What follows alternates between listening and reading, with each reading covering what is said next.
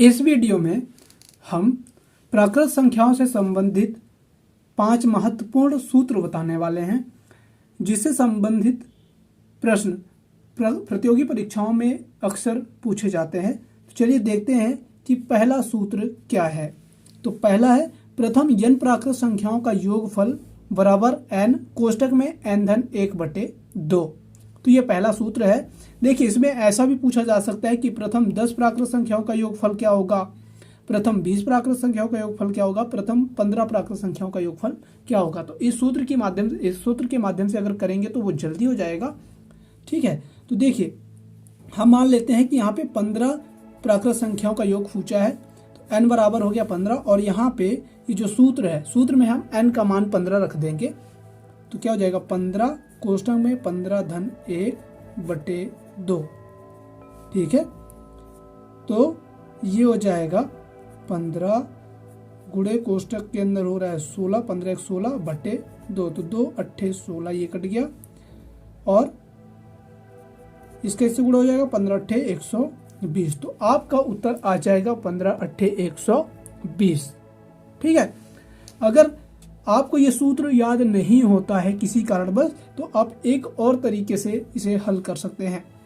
आप इसे क्या करेंगे, 1 2 3 4 5 6 7 8 9 10 इसे पूरा जोड़ेंगे, फिर 11 से लेकर के 15 तक जोड़ लेंगे। सॉरी 15 तक।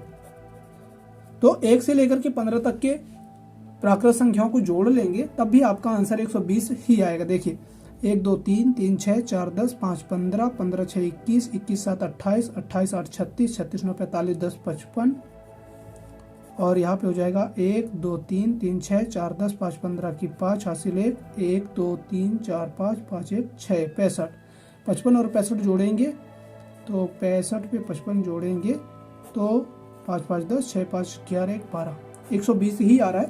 बस ये होता है कि अगर आप सूत्र की सहायता से करेंगे, सूत्र से करेंगे तो बहुत जल्दी हो जाएगा, कम समय में हो जाएगा।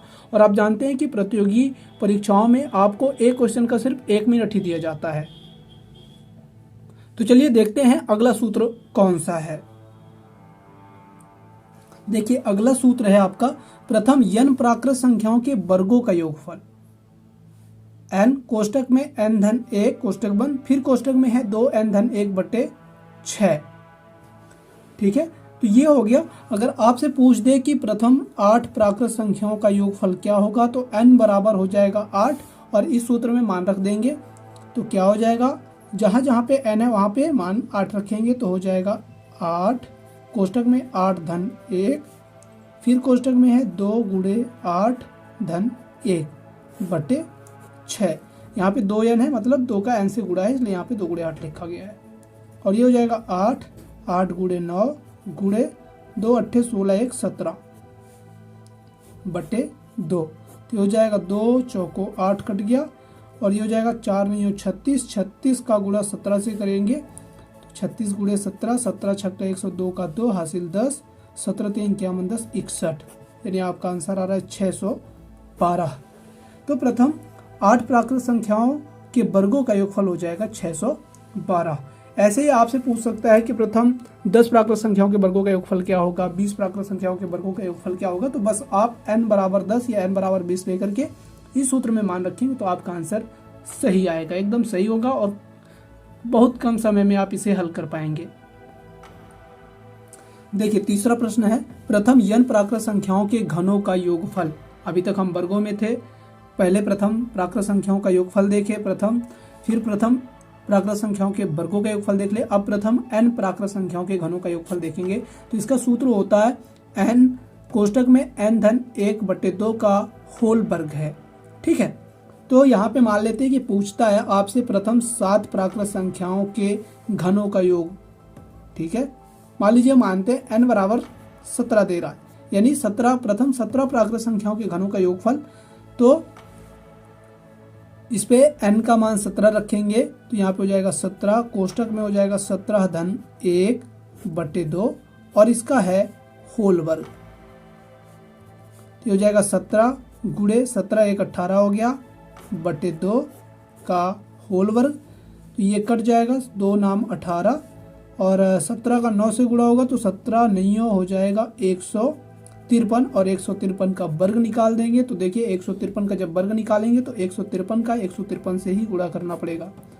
3 तिया 9, 3 पंचे 15 की 5 हासिल है, 3 एकम 3 1 4, 5 तिया 15, 5 25, 1 26 और 5 एकम 5 2 7, 1 टिक्के 3, 1 पंचे 5, 1 एकम 1 9। इन सबको जोड़ेंगे, 5 5 10 की 0 हासिल 1, 4 6 10 3 13 14 की 4 हासिल 1, 7 5 12 13 की 3 और 1 1 2।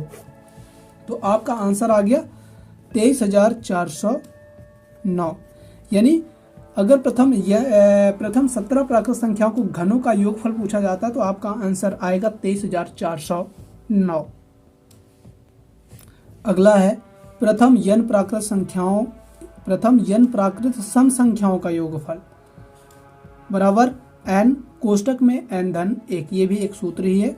अगर आपसे पूछ दे कि प्रथम 10 प्राकृत सम संख्याओं का योगफल क्या होगा तो n बराबर हो जाएगा 10 और आप यहाँ पे n का मान रखेंगे, n बराबर 10 इनमें रखेंगे तो आपका आंसर आ जाएगा। तो देखिए n का मान है 10, कोष्टक में हो जाएगा 10 धन 1 बराबर 10 और कोष्टक का हो गया 11, इन दोनों का गुणा होगा 11 दाहम 110।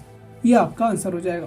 आप प्रथम 10 प्राकृत सम संख्याओं को जोड़ भी सकते हैं कि जैसे प्रथम 10 प्राकृत सम संख्या कौन कौन से हो जाएंगे, 2 4 6 8 10 12 14 16 18 और 20।